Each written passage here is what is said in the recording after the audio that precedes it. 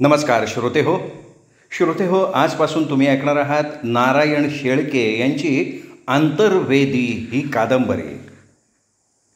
श्रोते हो, अंतर्वेदी म्हणजे दोन नद्यातला प्रदेश.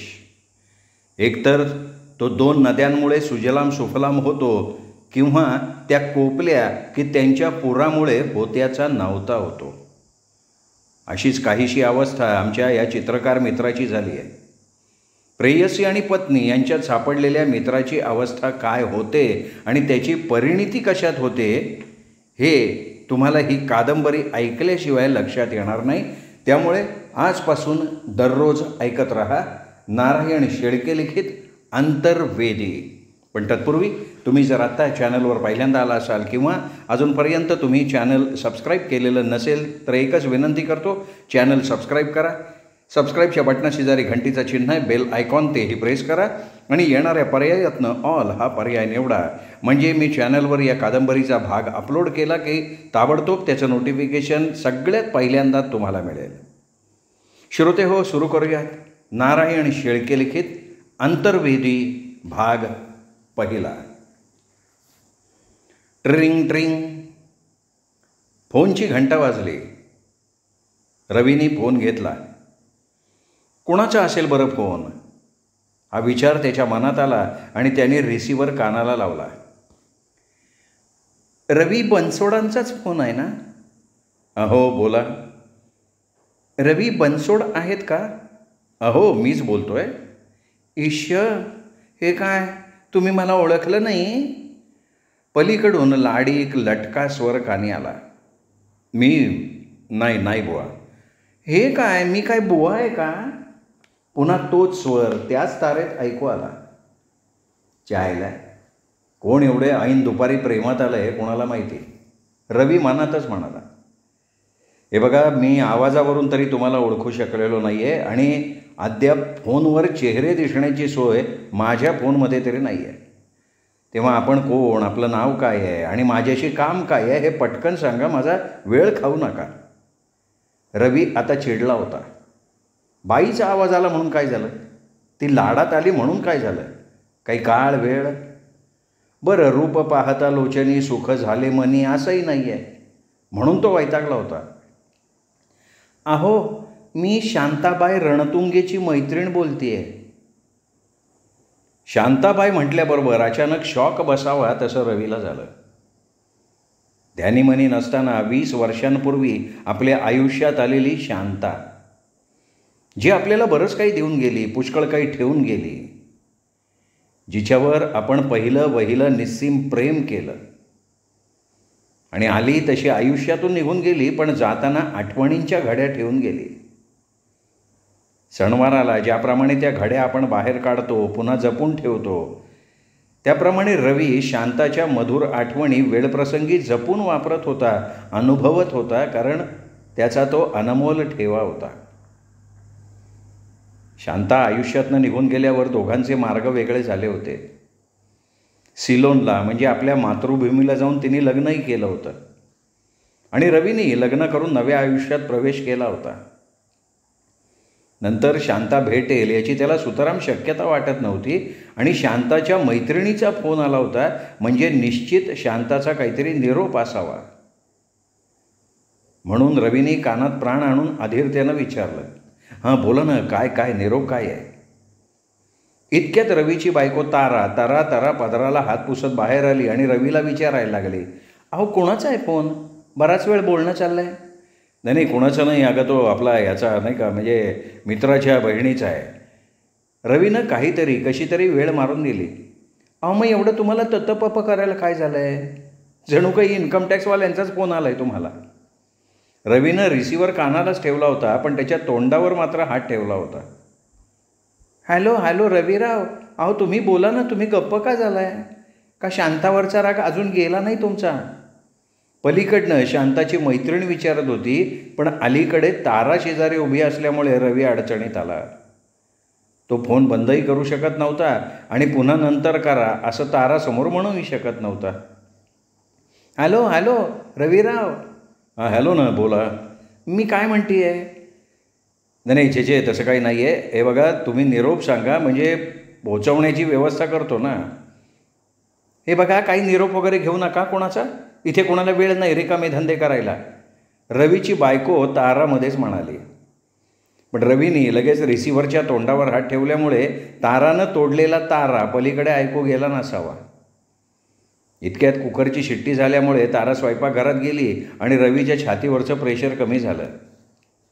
हॅलो रविराज, अहो कसला निरोप, कुणाला पोचवताय, मला काही समजेन असं झालं आहे. आता शांताची मैत्रीण वैतागली होती.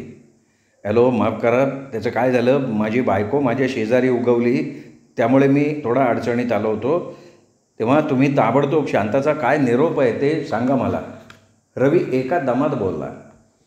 त्यापेक्षा तुम्ही असं करा ना, संध्याकाळी 6 वाजता पेशवे पार्कच्या गेटवर या आणि प्रत्यक्ष शांताशीच बोला.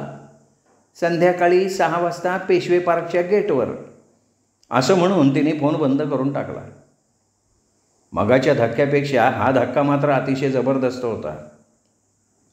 शांता भारतात आली आहे आणि आज प्रत्यक्ष भेटणार आहे या अनपेक्षित घटनेनं रवी पार गोंधळून गेला. शांताच्या दर्शनाच्या आणि भेटीच्या कल्पनेनं त्याच्या अंगावर फणसासारखे रोमांच उभे राहिले. त्याचं हृदय जागा सोडून सैरभैर धावत होतं. कोणत्याही क्षणी उडी मारून ते बाहेर पडेल आणि शांताच्या वाटेला लागेल याचा भरवसा नव्हता. रवी बधीर झाला होता. आपण हवेत तरंगतोय का कुठल्या नशेत वावरतोय हेच त्याला समजेनासं झालं. आपण मोठ्यानं या हू असं ओरडावं असं त्याला वाटायला लागलं. 1-2 कोलांट्या उड्या माराव्या असंही वाटायला लागलं. ताराला थोडी जरी शंका किंवा संशय आला तर ती आपल्या हंडाभर शर्करायुक्त दुधाला विरजण घालू शकेल, आपल्या खुशीचं दही करून आपल्याला उलटं टांगू शकेल याचीही त्याला खात्री होती. तेव्हा काही घडलंच नाही असं भासवावं. चक्का होण्यापेक्षा चक्क वेळ घेऊन पेडगावला गेल्याशिवाय या वेड्याला पेशवे पार्कला कसं जाता येईल याचा तो विचार करायला लागला. अहो जेवायला चला. ताराच्या आवाजानं तो भानावर आला. बराच वेळ गुऱ्हाळ चाललं होतं, किती गुळ निघाला? ताराने खोचकपणे विचारलं. अगं कसला गोळ आणि कसला गुऱ्हाळ, मित्राच्या बहिणीचा होता. रवी विषयाला बगल देण्याच्या इराद्यानं बोलला. मित्राच्या बहिणीचं लग्न झालं आहे का? नाही ग, का? दिसायला कशी आहे? गोरी गारी सुंदर आहे. बट का तू का विचारते? तुझ्याकडे स्थळ वगैरे आलं असेल तर त्याचा उपयोग नाही, कारण ती अजून लहान आहे. बरीच धीट दिसतीये भावानी. तारा तिला उगं का शिवाय देतेस? जेवा मुकाट्यानी, असं म्हणून तारानं तो विषय तिथेच मिटवला. पण रवीनं शांता लीलामृताचा ग्रंथ आत्ताशी कुठं उघडला होता हे ताराला माहिती नव्हतं. मध्य प्रदेशातल्या भिकनगावच्या बनसोड वकिलांचा रवी हा 3 नंबरचा मुलगा. थोरले दोघेही शांत आणि सरळ स्वभावाचे, आईवडिलांचा शब्द झेलणारे, मुकाट्यानं शाळेत जाणारे, शिकवताना जेवढं समजेल तेवढं लक्षात ठेवणारे, न समजलेलं सोडून देणारे. आवड निवड नाही, देतील ते नेसायचं, वाढतील ते खायचं. वडील म्हणाले पुढे मोठेपणी वकील व्हा, हो. डॉक्टर व्हा, हो. तुम्ही सांगाल ते हो. असं का आणि तसं का हा शब्द त्यांना माहिती नव्हता. मात्र रवीचा खाका हा त्या दोघांपेक्षा निराळा होता. रवी स्वयंभू होता. त्यामुळे कुणी काही सांगितलं तर त्याला पटत नसे आणि त्यामुळे त्याचं कोणाशी पटत नसे. थोरले दोघे न्याय अन्याय, योग्य अयोग्य या बाबतीत आपली बुद्धी वापरत नसत. ऐकावी जनाचं आणि करावं सुद्धा जनाचं हा त्यांचा स्वभाव. ओली माती कोणत्याही साच्यात घाला तशीच मूर्ती बाहेर येणार. पण रवीचं तसं नव्हतं. ऐकावं जनाचं आणि करावं मनाचं हा स्वभाव असल्यामुळे घरच्यांना कसं समजावून सांगावं हा रवी पुढे प्रश्न, तर रवीला कसं सांभाळून घ्यावं हा वडिलांच्या पुढचा प्रश्न. त्यामुळे चिडचिड, भांडणं आणि कटकटी या सगळ्याला रवी पार वैतागला होता. शेवटी त्यांनी शिक्षणासाठी महाराष्ट्रात त्याच्या एका आत्याकडे यायचं ठरवलं आणि त्याला तात्काळ परवानगीसुद्धा मिळाली. तो धुळ्याच्या शाळेत दाखल झाला. 8वी 9वी कसं तरी 2 वर्ष काढून तिथेही त्याचं पटेनासं झाल्यावर तो पुण्याच्या मावशीकडे आला. आत्यापेक्षा मावशी बरी. पुण्याला 10वी-11वी करून तो मॅट्रिक झाला, पण या तिरसिंगरावाला मावशीकडेही सामावून जाणं किंवा एकरूप होणं जमलं नाही, कारण त्याच्या स्वभावात तडजोड हा शब्दच नव्हता. त्यामुळे प्रत्येक गोष्ट ही प्रेस्टिज पॉईंट होत गेल्यामुळे त्याला ते जमलंच नाही. वास्तविक पाहता त्याचा हा एक गुण सोडला तर तो अतिशय हळवा, खुल्या दिलाचा, मोकळा असा आहे. पण एखादा अटॅक आल्याप्रमाणे तो काही वेळा तापत असे, कालांतरानं थंड होत असे. हा जरी नातेवाईकांकडे शिकत असला, राहत असला, तरी वडिलांचं त्याच्यावर लक्ष होतं. त्याचप्रमाणे शेंडेफळ असल्यामुळे प्रेमही जास्त होतं. तेव्हा ते त्याच्या शिक्षणाचा आणि इतर खर्च पैसे पाठवून करत असत. जो कलंदर असतो, जो लहरी असतो, जो स्वच्छंदी असतो, तो बेपर्वा असतो, तो जातिवंत कलावंत असतो. आणि रवी कलावंत असल्यामुळे त्याच्या अंगी वरील गुण असणं अपरिहार्य आहे. रवीला निसर्गतः चित्रकलेची देणगी मिळाली. वृक्ष आणि व्यवहारी माणसांच्या सहवासात तो चिडखोर असे, तापट असे, पण निसर्गाच्या सानिध्यात मात्र तो कमालीचा हळवा होत असे. ही त्याची स्वतंत्र 2 रूपं होती. त्यामुळे त्याच्या स्वभावाबद्दल बरेच वेळा गैरसमजही होत असत. मॅट्रिक पास झाल्यानंतर त्याने चित्रकलेचं उच्च शिक्षण घेण्याचा निर्णय घेतला आणि त्याचबरोबर खोली घेऊन स्वतंत्र राहण्याचा सुद्धा. मित्रमंडळ सोसायटीतल्या एका बंगल्याच्या आउट हाऊसमध्ये त्याला खोली मिळाली. हिरव्यागार वनश्रीनं नटलेला परिसर, बंगल्यातही विविधरंगी पानाफुलांनी मोहरलेले वृक्ष, आकाशाला गवसणी घालणारे गुलमोहर, अशा या एकांत आणि निसर्गरम्य परिसरात जागा मिळाल्यामुळे त्याच्या कलावंत मनाला एक प्रकारची उभारी आली नाही तर नवलच. आत्तापर्यंत त्याचं वास्तव्य कबुतरांच्या खुराड्याप्रमाणे भरलेल्या चाळीमध्ये गेलं होतं. जिकडे पाहावं तिकडं माणसंच माणसं. माणसांची बडबड, वाहनांचे आवाज, धुण्या भांड्याची जुगलबंदी, नळावरची भांडणं, संडासास लाईन, आंघोळीसाठी नंबर, प्रत्येकामागे वाघ लागल्यासारखी घाई. अशा वातावरणामध्ये रवीचं कलावंत मन कोमेजून जाई, गुदमरून जाई आणि त्याचा उद्रेक म्हणून रवीचा चिडखोर स्वभाव उफाळून येई. आता त्याची त्या वातावरणातनं सुटका झाली होती. एकटा जीव सदाशिव. खानावळीत जेवावं, नाही आवडलं तर दुसरी खानावळ शोधावी. हॉटेलमध्ये चहा नाश्ता करावा, 10 वाजता कॉलेजात जावं. आवडीचा विषय असल्यामुळे त्यातच रममाण व्हावं. त्यामुळे तिथे असंख्य विद्यार्थी जरी असले तरी प्रत्येकच समाधिस्थ झाल्यामुळे एकमेकांशी बोलण्याचा प्रसंग क्वचित यायचा. त्यामुळे वादविवाद नाही, भांडणं नाही. रवीचा या बदलामुळे पुनर्जन्म झाला म्हणायला हरकत नाही. सकाळी चिमण्यांच्या, कोकिळेच्या किलबिलाटानं जागं व्हावं, यथावकाश प्रातर्विधी उरकावेत. शेजारच्या हॉटेलमध्ये गरमागरम आणि झणझणीत नाश्ता करावा, चहा घ्यावा आणि निसर्ग चित्र काढण्यासाठी बाहेर पडावं. 10-10:30ला खानावळीत जेवून कॉलेजला जावं, हा त्याचा रोज सकाळचा दिनक्रम.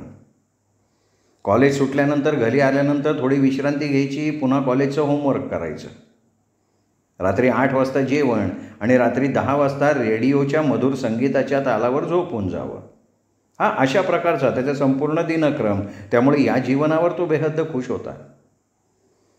सुट्टीच्या दिवशी पुण्याच्या आसपासची प्रेक्षणीय स्थळं शोधावीत, त्यांचं सौंदर्य कागदात बंदिस्त करून घरी आणावं, हा त्याचा आवडीचा भाग. असाच एकदा रवी लँडस्केप करण्यासाठी सिम्बॉयसिस टेकडीवर गेला होता. स्पॉट निसर्गरम्य होता. हिरवीगार टेकडी, डोंगर पायथ्याकडे घनदाट वृक्षराजी, त्यातून दिसणारे लहान मोठे बंगले, मधून वाहताना दिसणारा रस्ता, पलीकडे चतुशृंगीचा डोंगर, त्यावर विसावलेलं भवानी मातेचं मंदिर. अशा सुंदर वातावरणात रवीची समाधी लागली. तो आजूबाजूच्या जगाला पार विसरला. त्याच्या आजूबाजूला सकाळी फिरायला येणारे लोक श्वास रोखून रवीचा कलाविष्कार बघण्यात मग्न झालेले होते. चित्र मनासारखं जमलं. शेवटचा हात फिरवून रवीने ते चित्र समोर काही अंतरावर धरलं आणि त्याचवेळी त्याच्या मागणं आवाज आला, वा वा वा, छान, अति सुंदर. तो आवाज एका तरुणीचा होता. त्यांनी मागे वळून बघितलं. जमलेल्या प्रेक्षकात ती होती. तिने मिडीवर शर्ट घातला होता. केळीच्या खुंटासारखे गोरेपान आणि मांसल पाय, पायात उंच टाचेच्या सँडल्स, मोहक चेहरा, टप्पोरे आणि बोलके डोळे, गव्हाळ रंगाची सतेज कांतीची एक तरुणी आपल्या चित्राचं कौतुक करतीये हे बघून रवीला मनापासून बरं वाटलं. खरंच मला आपला हेवा वाटतोय हो. काय आपल्या हातात जादू आहे कोणास ठाऊक. बघत राहावं असं वाटतं. थँक्यू व्हेरी मच आपल्या अभिप्रायाबद्दल. चित्र काढण्याचं काम संपल्यामुळे इतर लोक निघून गेले, पण ती तरुणी तिथेच घोटमळत होती. तिला रवीशी बोलायचं होतं हे तिच्या चुळबुळीतून प्रतीत होत होतं. आपण कुठे शिकला ते सगळं, मला शिकवाल? आता कुठे माझं लक्षात आलं आहे. रवी डोळे मिचकावत म्हणाला. काय ते? म्हणजे तुम्ही सुद्धा कलाकार आहात, शिवाय कला रसिकसुद्धा आहात हे आत्ता कुठे माझ्या लक्षात आलं. पण मला तुमच्यासारखी अशी जिवंत आणि टवटवीत चित्र नाही काढता येत. अरे हां, मी तुमचं नाव विचारायचं विसरले हो. माझं नाव रवी बनसोड. मी उच्च कला विद्यालयाचा विद्यार्थी आहे. आपण? मला वाटतं आपण एकमेकांना आपण न म्हणता तुम्ही संबोधलं तरी चालेल. माझं नाव शांताबाई रणतुंगे. मी सिलोनची. मी शिक्षणासाठी सिम्बॉयसिसमध्ये आली आहे. तसा महाराष्ट्र आम्हाला परका नाही. माझे आजोबा उद्योगधंद्यानिमित्त बरीच वर्ष महाराष्ट्रात होते. मी वयाच्या 8व्या वर्षापर्यंत इथेच होते, म्हणून मला मराठी चांगलं येतं आहे. शिवाय पुन्हा आता पुढच्या शिक्षणासाठी मी पुण्यात आले. भाषेचा पुन्हा सराव झाला. आपली ओळख झाली ना, ते फार चांगलं झालं. मला वाटतं आपण इथे बोलत उभं राहण्यापेक्षा खाली चौकात जाऊन हॉटेलमध्ये कॉफी घेऊ, चालेल? एवढा कलेवर खुश झालेला रसिक कलावंताच्या मनाला आपल्या सौंदर्यानं मोहनी घालणाऱ्या पाहुणीचा आग्रह रवी कसा मोडणार? चला, खाली माझी स्कूटर आहे. ते दोघं टेकडीच्या खाली आले. रवीनं आपलं लँडस्केपचं सामान स्कूटरला लावलं, पण ती फ्रेम कुठे लावावी हा विचार करत असताना शांता म्हणाली, अहो ती फ्रेम द्या माझ्याकडे, मी मांडीवर घेऊन बसते. रवीनं ती फ्रेम तिच्या हातात दिली आणि त्याने स्कूटर स्टार्ट केली. ती मागच्या सीटवर उडी मारून बसली. एक हात रवीच्या खांद्यावर ठेवला आणि म्हणाली, चला. नीट बसलात ना? हो. खांद्यावर हात ठेवल्यामुळे रवीच्या सगळ्या शरीरातनं विजेचा करंट फिरावा तसं झालं. तो रोमांचित झाला. त्याला हा अनुभव नवीन होता. पहिल्या भेटीतच शांताबाई रवीला आवडली. दोघेही चौकातल्या हॉटेल कैलासमध्ये शिरले आणि एका टेबलावर एकमेकांच्या समोर बसले. तिने दोन्ही कोपर टेबलावर ठेवले होते आणि दोन्ही तळहाताने मुखकमलाला आधार दिला. पायाची ती लईत हालचाल करत होती आणि टक लावून मिश्किलपणे रवीकडे बघत होती. तिचे डोळे आपल्या डोळ्यांशी काहीतरी बोलत असल्याचा त्याला भास झाला. तितक्यात वेटर आला. बोला, काय घेणार तुम्ही, चहा का कॉफी? रवीने तिला विचारलं. चहा कॉफी काहीही चालेल, किंवा तुम्ही जे घ्याल तेच मी घेईन. रवीने 2 कॉफीची ऑर्डर दिली. बोला आता, काय हुकूम? ईश्य, हुकूम काय म्हणताय? विनंती म्हणा. बरं ठीक आहे, विनंती बोला. तुम्ही ना मला लँडस्केप कसं काढतात ते शिकवा. त्यासाठी तुम्ही म्हणाल त्यावेळी, म्हणाल तिथे मी शिकायला येईन. अच्छा, म्हणजे तुम्हाला पुरतं झपाटून टाकलेलं दिसतंय लँडस्केपने? हो, निर्मिती आणि निर्माता या दोघांनीही. तिचे शब्द ऐकल्यावर रवी मनातनं लाजला. अंगावर हळुवारपणे कोणीतरी मोरपीस फिरवल्यासारखं वाटलं त्याला. तुम्ही राहता कुठे? मी मित्रमंडळ कॉलनीत, पर्वती पायथ्याजवळ. हो अशी. आणि घरी कोण कोण आहे? नाही, मी एकटा आहे, सडाफटिंग. कारण घरचे सगळे लोक गावाकडे असतात. मी एकटा इथे आलो शिक्षणासाठी, खोली घेऊन राहतो आहे. म्हणजे आपण दोघं एकाच परिस्थितीचे गुलाम आहोत. ठीक आहे, मग मी केव्हा येऊ? तू येणार कशी? आय एम सॉरी, तुम्ही येणार कशात? तुमच्याकडे व्हेकल आहे? तुम्ही ना मला तू म्हटलेलं जास्त आवडेल. मला त्यात आधारापेक्षा प्रौढत्वाची भावना होते. दुसरं असं की माझ्याकडे स्कूटर वगैरे नाही आहे, पण मी सायकलनं तुमच्याकडे येईन. फक्त कुठे आणि किती वाजता मी यायचं तेवढं सांगा म्हणजे झालं.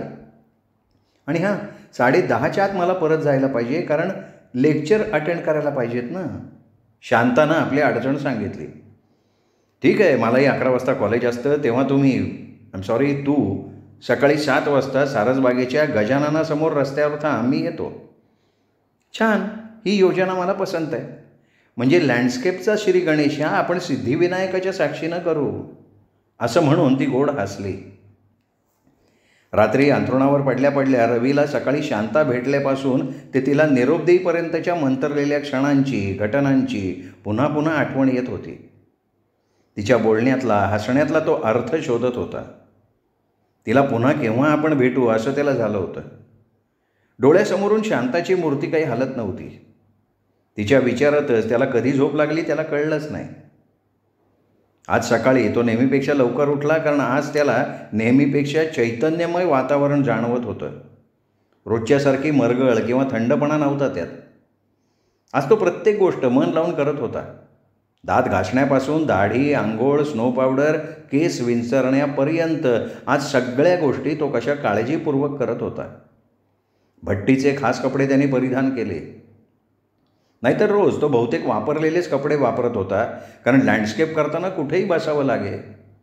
शिवाय चित्र रंगवताना रंगाचे शिंतोडे कपड्यावर ओढायची भीती असते, म्हणून तो शक्यतो जीनची पॅन्ट किंवा मळलेली पॅन्ट आणि शर्ट वापरत होता. पण आजची गोष्ट वेगळी होती.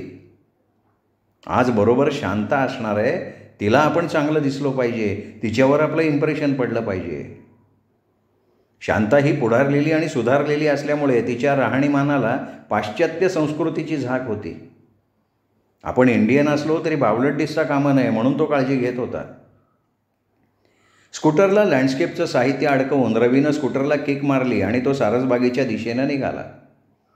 ती यायच्या आत, म्हणजे ठरल्यापेक्षा थोडा लवकर, बागेच्या गेटसमोर तिची वाट बघत थांबला. अर्थात ती कुठल्या बाजूनं येणार हे माहीत नसल्यामुळे रवी तिला रस्त्यावरच्या माणसांमध्ये शोधत होता. ती नेमकी कोणत्या बाजूनं येईल याचा त्याला अंदाज बांधता येईना, पण इतक्यात नेहरू स्टेडियमच्या बाजूनं त्याला फिक्क्या गुलाबी रंगाचा ड्रेस घातलेली, खांद्यावर पांढरी शुभ्र ओढणी घेतलेली, पायात उंच टाचांचे सँडल घातलेली एक तरुणी लगबगीनं येताना दिसली. ती जसजशी जवळ यायला लागली तसतशी रवीची खात्री पटली की ती शांताच आहे. शांता कालच्यापेक्षा आज जास्त सुंदर, टवटवीत दिसत होती. Hello, good morning. Good morning. म्हटलं, सूर्य उगवतोय का नाही, आणि उगवला तर कुठल्या दिशेला? अहो, मी कुठली सूर्य, मी तर सूर्यवंशी, त्यामुळे मला थोडा उशीर झाला. माफ करा आम्हाला, तुम्हाला माझ्यासाठी थांबावं लागलं. चेचे, अगं तुझ्यासारखा शिष्य मिळाला तर मी युगानयुगे थांबायला तयार आहे. रवी भावना आवेगानं बोलला. बाद झालं, हरभऱ्याचं झाड मोडेल. असं तिने म्हटल्याप्रमाणे दोघंही मनमोकळेपणानं हसले. शांतानं सायकल आणली नव्हती हे एक प्रकारे रवीच्या पथ्यावर पडलं होतं. म्हणजे आपण स्कूटरवर आणि शांता सायकलवर हे सुद्धा जमणारं नव्हतंच ना. त्यामुळे शांताचा हवाहवासा वाटणारा निकटचा सहवास आणायचे त्याला मिळणार होता. सायकल न आणल्यामुळे तोही सफल झाला. रवीच्या स्कूटरवर शांता त्याला बिलगून बसली होती. 2 दिवसांची ओळख, पण युगांसारखी वाटत होती. तिचे बॉब केलेले केस वाऱ्यामुळे रवीच्या कानाशी हितगुज करत होते. तिने एक हात रवीच्या खांद्यावर ठेवला होता. ती पाठीवर रेलल्यामुळे तिचा उबदार आणि मुलायम स्पर्श रवीच्या पाठीला होत होता. शांताच्या धुंद मंद सहवासात रवी हवेच्या लाटांवर तरंगत होता. तिच्या बोलण्याची किणकिण रवीच्या कानात देवघरातल्या घंटीसारखी वाजत होती. आज आपण कुठे जाणार? विठ्ठलवाडीला एक चांगला स्पॉट आहे, तिथे आपण लँडस्केप करू. खरंच? हा रस्ता किती शांत आणि हिरव्यागार झाडांनी झाकोळलेला आहे. हा रस्ता पुढे कुठे जातो? हा रस्ता तसा सिंहगड, पानशेत, IIT अशा बऱ्याच ठिकाणी जातो. खडकवासला डॅमसुद्धा याच रस्त्यावर आहे. मग आपण रोज याच बाजूला येऊ. स्पॉटसुद्धा खूप असतील इथे. माझी तर काहीच हरकत नाही. विठ्ठलवाडीला आल्यानंतर रवीनं वडाच्या झाडाखाली स्कूटर पार्क केली. विठ्ठलवाडीचा परिसर अतिशय रमणीय सृष्टी सौंदर्यानं नटलेला होता. समोरून पश्चिम पूर्व वाहणारं मुठा नदीचं पात्र दुथडी भरून वाहत होतं. पात्राच्या अलीकडच्या बाजूला विस्तीर्ण विठ्ठलाचं मंदिर, तर पात्रामध्ये अर्धवट पाण्यात बुडालेलं पुंडलिकाचं मंदिर, मधून दिसणारे काळेशार खडक, पश्चिमेला लांबवर दिसणारे डोंगर आणि त्याच्या पायथ्याशी विसावलेलं महर्षी कर्वेंचं महिलाश्रम. त्या महिलाश्रमाच्या दिसणाऱ्या इमारती, पावसाळ्याचे दिवस असल्यामुळे हवेत एक प्रकारचा गारवा मनाला उल्लसित करणारा, आणि त्यात एकमेकांना हवीशी वाटणारी संगत. मग काय, दोघांनाही अशा वातावरणात स्वर्गीय सुखाचा आनंद वाटला नाही ते नवल. आपण प्रथम मंदिरात जाऊन येऊयात. रवीच्या आवाजानं सृष्टी सौंदर्यावर मुग्ध झालेली शांता भानावर आली. चालेल की, म्हणजे मंदिर बघता येईल. दोघेही मंदिरात गेले, विठ्ठलाचं दर्शन घेऊन बाहेर आले. रवीनं तिथेच एका वडाच्या झाडाखाली थोड्या उंचावर आपलं लँडस्केपचं साहित्य ठेवलं आणि तो विशिष्ट अँगल शोधून बसला. विठ्ठलाचं मंदिर, नदीचं पात्र, पात्रातलं मंदिर आणि पात्राच्या दोनही भागाचा काही भाग चित्रात येईल अशा पद्धतीनं त्याने लँडस्केपच्या फ्रेममध्ये तो आपल्या सफाईदार पेन्सिलच्या रेषांनी स्केचिंग करायला लागला. शांता त्याच्याजवळ बसून रवीचा कलाविष्कार मंत्रमुग्ध होऊन बघत होती. बोलता बोलता हातातली पेन्सिल जाऊन त्या ठिकाणी ब्रशच्या जादूनं फ्रेममध्ये सप्तरंगाचा आविष्कार प्रकट झाला होता आणि काही वेळातच विठ्ठलवाडीचा तो रमणीय परिसर रवीनं आपल्या फ्रेममध्ये बंदिस्त केला. चित्र काढण्यात रवी इतका तल्लीन झाला होता की तो आपल्या सभोवतालच्या व्यक्तींना विसरला होता. शांताच्या टाळ्या वाजवण्यानं आणि तिच्या उत्स्फूर्त दादेनं रवी वास्तवात आला होता. श्रोते हो, तुम्ही ऐकत होतात नारायण शेळके यांची अंतर्वेदी ही कादंबरी. आज तुम्ही ऐकलात या कादंबरीचा पहिला भाग. दुसरा भाग उद्या. तोपर्यंत नमस्कार.